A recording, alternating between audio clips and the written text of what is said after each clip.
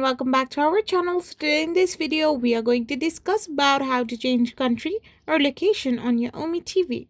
So without wasting much of our time, let's get straight into the video.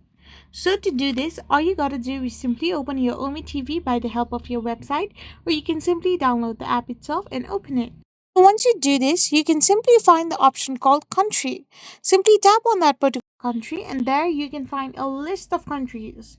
So as I'm currently from Nepal, I am being showing Nepal. So if you want some people from all around the globe, or if you want people from different kind of locations, here I'm choosing like India. And now all the users here will be from India. I'm gonna choose then a mixed group of people will come over on my OMI TV as I've changed my location to all countries. So by this way, you can simply change all your country or location on OMI TV. I hope you found this video helpful. So don't forget to hit that subscribe button and do give us a thumbs up. We will be back again with more informative videos.